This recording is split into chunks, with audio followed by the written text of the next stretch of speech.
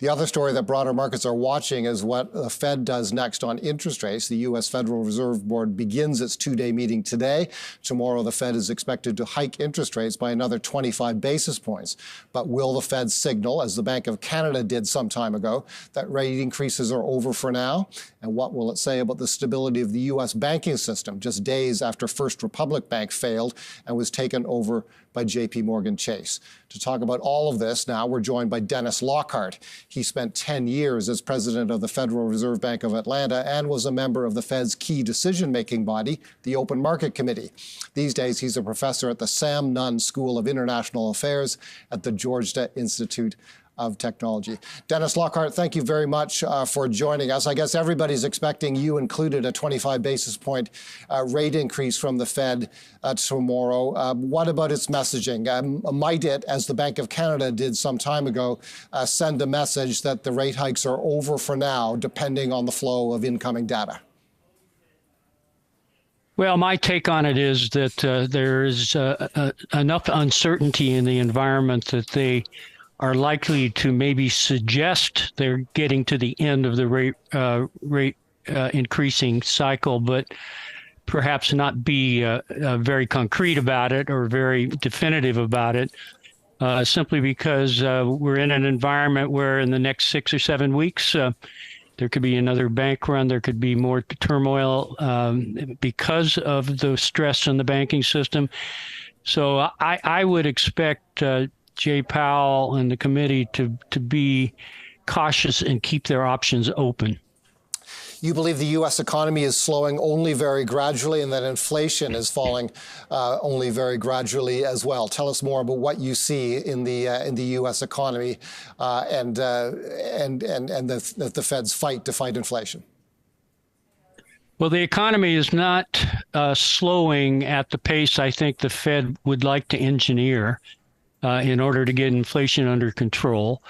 It is slowing, and there's evidence that the economy is the pace of activity is slowing, but not rapidly. And so the word I use is gradually, and that's got to be a little bit frustrating, I think, for the Fed. They would like to see inflation come down more rapidly, and we're just getting really incremental progress from month to month. Do you see the possibility of more rate hikes after the one that presumably will get announced tomorrow? Our colleagues at Bloomberg Economics believe that the hike tomorrow, or a hike tomorrow, would be the final hike of the cycle. Well, you always have to say that it depends on the data. It depends on how the data perform. And if we see a resurgence of inflation or just perhaps a freezing of inflation at a high level, the Fed, I think, is going to come to the conclusion that they have to do more. So I don't think you can rule out that the policy rate will be driven higher. But I do think the conditions are beginning to gel, assuming no tremendous shock to the economy, where they can pause for a while and observe and let the expected lags kick in. The Fed is also the banking regulator, of course, and on that front, of course, we've had the failure of another bank quite recently, and then a regulator-brokered rescue package by J.P. Morgan Chase. The regulator who brokered the rescue was the FDIC, the Federal Deposit Insurance Corporation. Will we hear anything explicit from the Fed on the stability of the U.S. banking system? I think you can be absolutely certain that there'll be questions posed to Jay Powell in his press conference on that subject, and he's going to have to be prepared to answer. I think it's a tricky kind of situation for someone in a leadership position at the Fed. He has to basically pose or portray confidence, I think, and not feed concerns about the banks, but at the same time come across as sober and realistic about what we're dealing with. So I think there's no question that there'll be some messaging about financial stability. What's your view of the rescue package?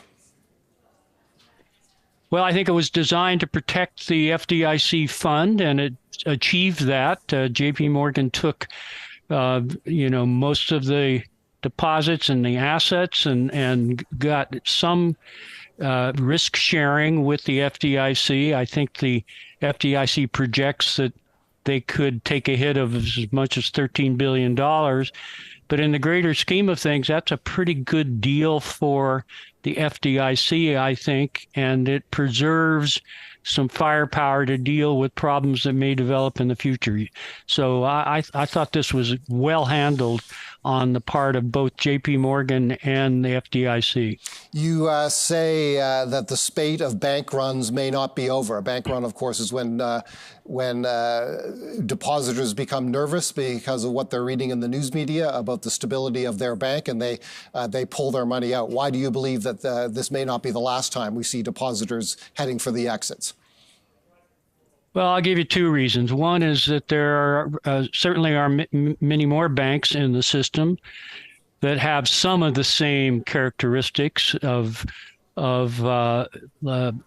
unrecognized losses on the asset side, perhaps some concentration in unguaranteed deposits on the liability side, exposure to commercial real estate, which of course is getting a lot of discussion these days. So there could be other banks that have enough of those problems that fear takes over and we end up with a bank run. So I don't think you can completely rule that out. This may be the end. I hope it is the end with First Republic, but it could, it could move on to another vulnerable institution.